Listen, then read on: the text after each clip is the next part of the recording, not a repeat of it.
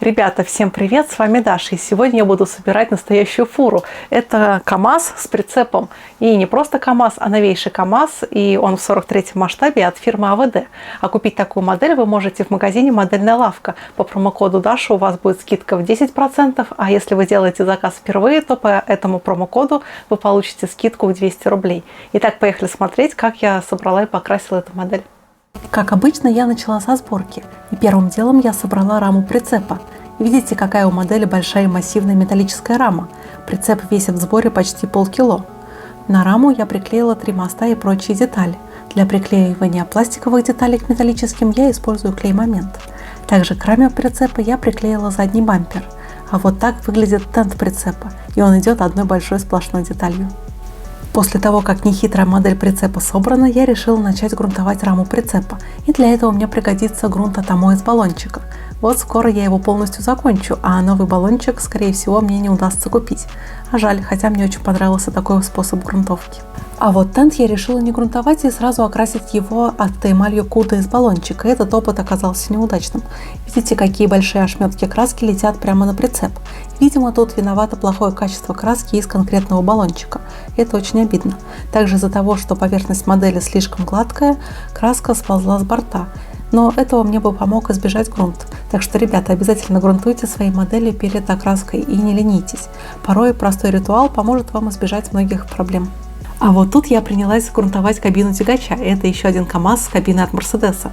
Я боюсь, что в связи с санкциями КАМАЗов с такими кабинами не станет больше. Хотя я слышала, что у КАМАЗа есть свой цех по сборке кабин. Но сколько российских комплектующих в этих изделиях, мне неизвестно. Наконец я начала окрашивать раму прицепа в черный цвет. И тут нет ничего хитрого. Просто из аэрографа черной краской от Pacific я окрашу раму. Модель подобного КАМАЗа я уже собирала на своем канале, и ссылочка есть в описании. И тогда я собирала тягач в соло-варианте, без прицепа. А этот КАМАЗ у меня идет в паре с прицепом Нефас. Обе модели будут белыми с питерскими номерами. Именно в такой конфигурации захотел заказчик модели. Это мой зритель из Петрозаводска Александр. Так что если вы тоже захотите модели в моем исполнении, то напишите мне в личные сообщения в ВК или на почту. Все ссылочки будут в описании. Белой краской от Pacific я окрашу кабину тягача. Я всегда боюсь работать с белой краской из-за ее непредсказуемости. И всегда, когда я берусь за баночку белой краски, я вспоминаю свою Ниву, скорую помощь, которую я собирала год назад. Тогда у меня возникли сложности, а с КАМАЗом вроде бы все получилось даже неплохо. Мой YouTube-канал – это мой маленький бизнес. Монетизацию YouTube не отключил, так что я стараюсь зарабатывать разными способами. Также большое спасибо тем, кто смотрит мои видео на Яндекс.Дзене. Благодаря вашим просмотрам мой канал продолжает развиваться. А еще у меня есть группа ВК, посвященная моделизму. Там выходят оригинальные посты о ходе моих строек, обзоры работ зрителей и новости мира моделизма. Переходите по ссылочке в описании в мою группу и обязательно подписывайтесь. Чем мне не нравится работа над моделью этого КАМАЗа, это большое количество ручной работы.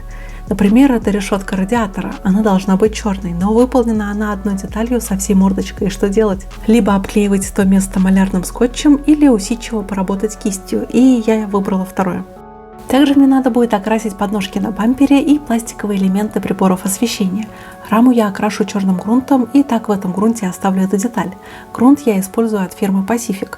Я купила этот грунт в магазине «Модельная лавка». Ссылка и промокоды на скидку будут в описании. Также кисточкой я проработаю решетку радиатора и на кабине. Рисую я эти элементы красками от ICM, которые также, скорее всего, не будут поставляться в Россию.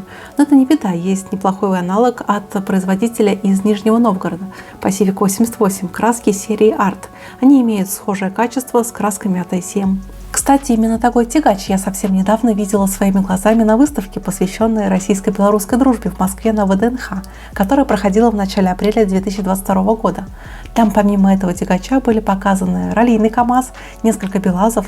Кстати, на один из них я даже забралась. И именно тот БелАЗ я и собирала в недавнем видео у меня на канале, так что переходите тоже по ссылочке в описании. Также там были комбайны и трактора. К сожалению, у меня не получилось снять полноценного репортажа, так как это был выходной солнечный день, а москвичи, наверное, знают, что в такие дни на ВДНХ ходят толпы народу. И естественно, что они все облепили БелАЗы и КАМАЗы. Так что удалось мне сделать только несколько фотографий, а некоторые из них я выкладывала в моей группе в ВК. Серебрянкой обозначу эмблему КАМАЗ на мордочке тягача. И, к сожалению, эмблема на белом основании почти не видна, что обидно. Попробую я ее выделить потом смывкой.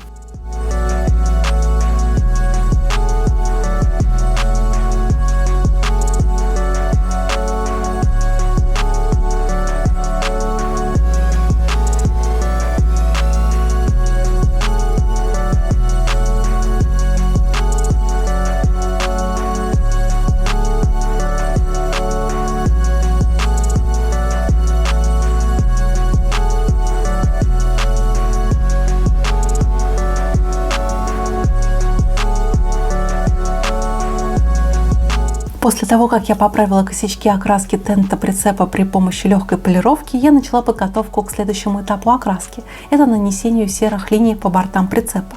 И для этого мне потребуются длинные куски малярного скотча и немножко точности в движениях.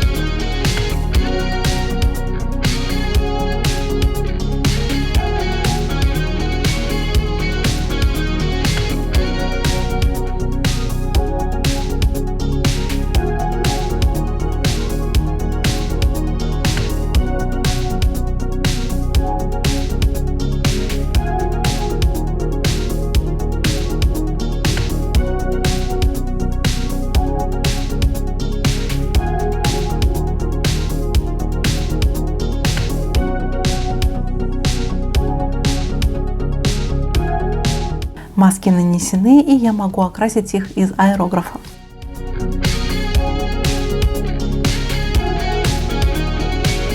Ну и эпичное снимание этих масок. Это всегда приятный процесс.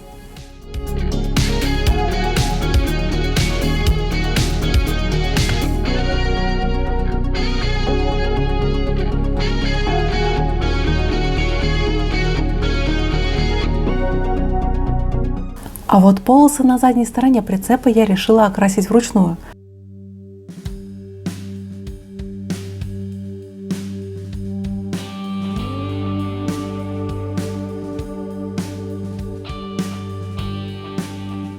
Также вручную я окрашу замочки на тенте, и тут их довольно много.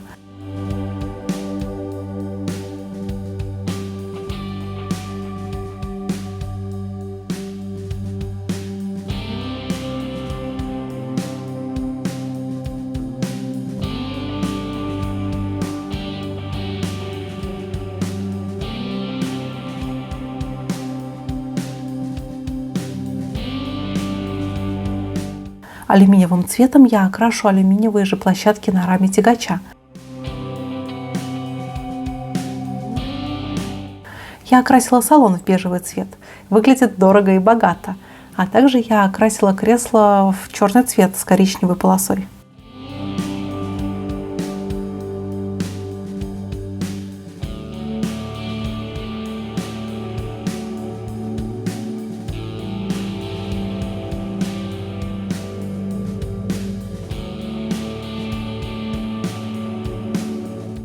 Классический этап при работе с моделями ТВД – это окраска резиновых уплотнителей на стеклах.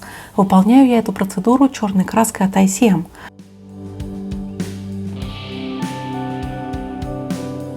Ну и окрашу задние световые приборы прицепа и тягача.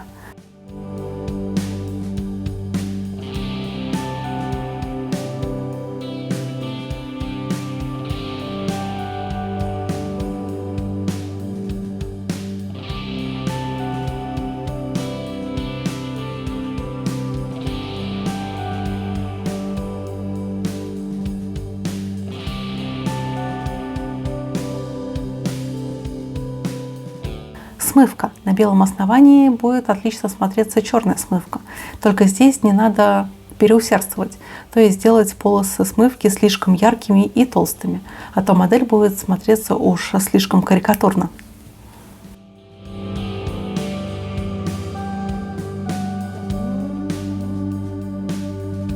Удаляю излишки смывки ватной палочкой, только будьте внимательны, ватные палочки могут оставлять волосики на модели. В стальной цвет из аэрографа я окрашу диски колес тягача и прицепа. Также я окрашу алюминиевым цветом баки и не забуду их потом опустить. Кстати, напишите в комментариях, поняли ли вы эту шутку.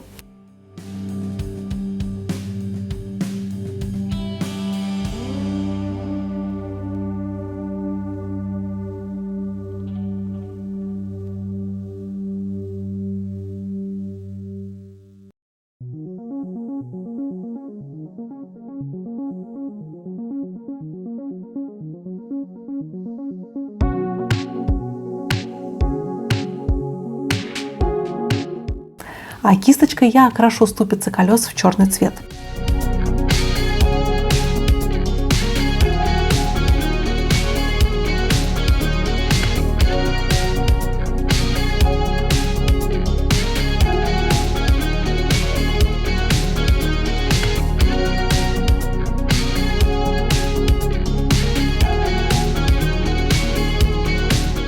И черным прокрашу кронштейны опущенных баков.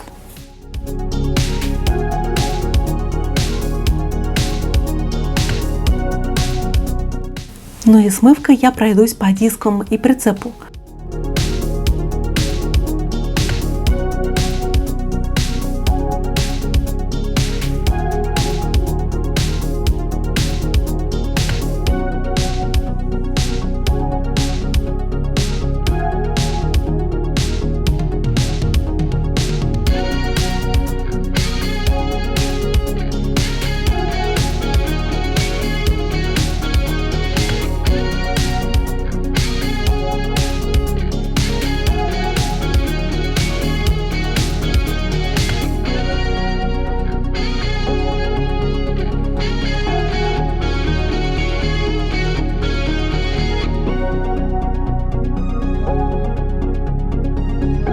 Белой сухой кистью я сделаю черные детали тягача более разнообразными.